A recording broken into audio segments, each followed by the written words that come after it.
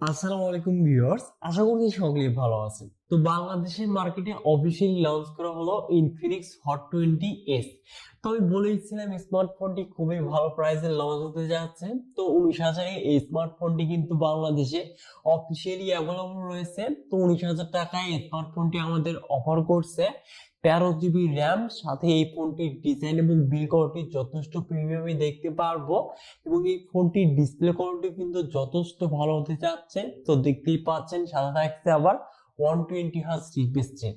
এবং এই ফোনটির ক্যামেরা কোয়ালিটিও আমরা যথেষ্ট ভালোই দেখতে পারবো। তো এছাড়াও কিন্তু এই স্মার্টফোনটিতে আরো বেশ কিছু আকর্ষণীয় ফিচার্স দেখতে পারবো।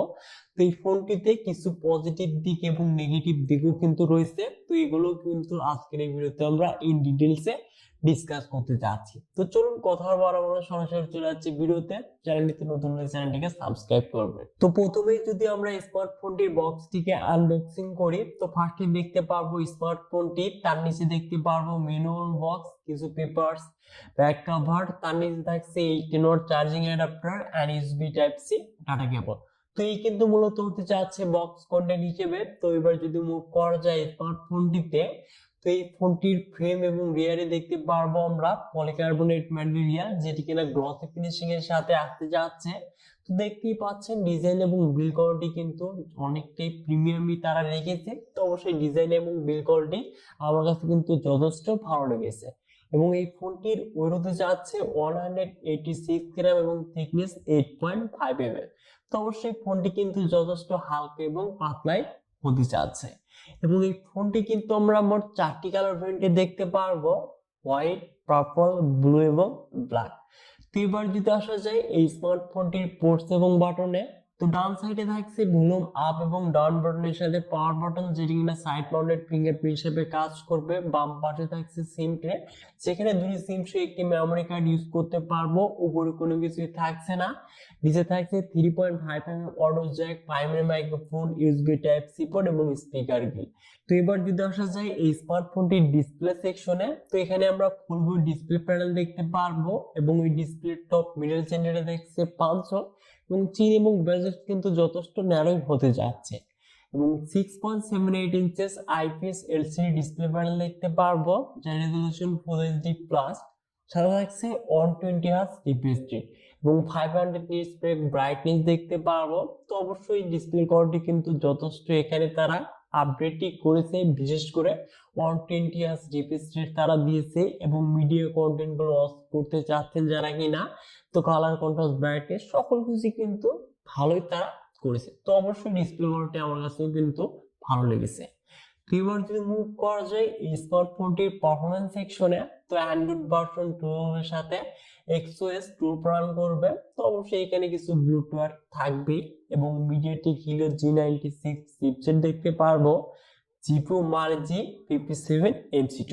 তো অবশ্যই এই চিপসেটটি সম্পর্কে কিন্তু আমাদের সকলের ধারণা রয়েছে, বেশ কিছু স্মার্টফোনে দেখেছি। তো এই চিপসেটটি থেকে কিন্তু আমরা ভালো গেমিং পারফরমেন্স পেয়ে যাব, তা তো বলতেই হচ্ছে। তো এখানে আমরা 3 লাখের চাইতে বেশি কিন্তু আন্তর্জাতিক বেঞ্চমার্ক স্কোরটা দেখতে পাচ্ছি। এবং গেমিং পারফরমেন্সটাও এক কথায় জোস হতে যাচ্ছে। তো এখানে আমরা পাবজিতে সর্বোচ্চ 40 FPS গেম প্লে করতে পারলো, গেমিং পারফরমেন্সটা কিন্তু যথেষ্ট ভালো দেখতে পারবো। তো 19,000 টাকায় মিডিয়াটেক হিলিও G96 চিপসেট। তো গেমিং পারফরমেন্সটা সকলেই জানি। তো গেমিং পারফরমেন্স নিয়ে কথা বলতে গেলে এক কথায় স্মার্টফোনটি কিন্তু গেমারদের জন্য বেস্ট একটি চয়েস হতে যাচ্ছে।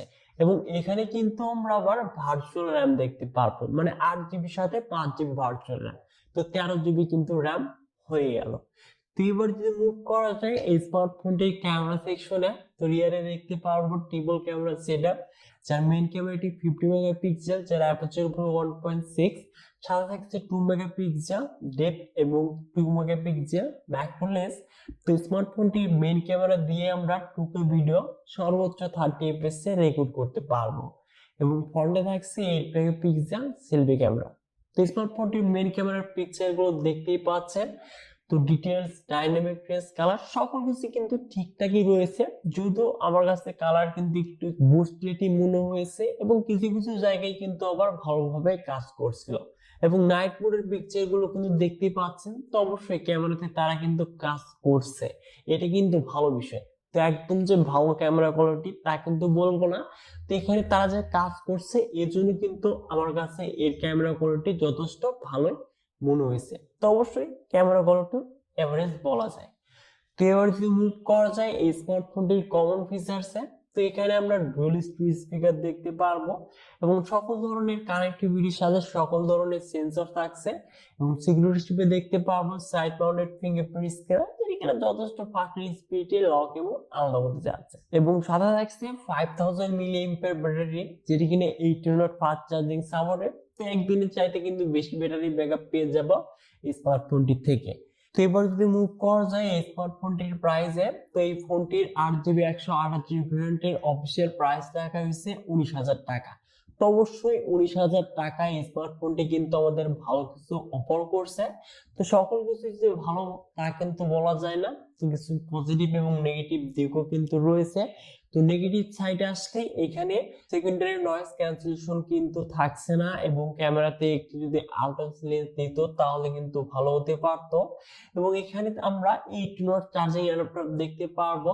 তো অবশ্যই এখানে যদি 33 ওয়াট ফাস্ট চার্জিং অ্যাডাপ্টার থাকতো তাহলে কিন্তু আমার কাছে সবচেয়ে সেরা হতে পারতো। এবার যদি আসা যায় ফোনটির পজিটিভ সাইডে, তো অবশ্যই এই স্মার্টফোনটি 19,000 টাকায় আমাদের কিন্তু ভালো ডিজাইন এবং বিল্ড কোয়ালিটির সাথে এখানে ভালো একটি ডিসপ্লে প্যানেল দেখতে পারবো এবং ক্যামেরা কোয়ালিটিও এখানে অ্যাভারেজ থাকতে যাচ্ছে এবং যারা কিনা গেমার রয়েছেন তারা কিন্তু 19,000 টাকায় বেশি র্যাম রম পাচ্ছেন এবং গেমিং পারফরমেন্সটা কিন্তু যথেষ্ট ভালো পেতে যাচ্ছেন এই স্মার্টফোনটির থেকে। তো অবশ্যই 19,000 টাকা বাজেট হলে স্মার্টফোনটিকে কিন্তু পারচেস করতে পারেন। তো স্মার্টফোনটি নিয়ে আমরা কিছু ফোনের কম্পারিজন ভিডিও খুব শীঘ্রই আনতে যাচ্ছি।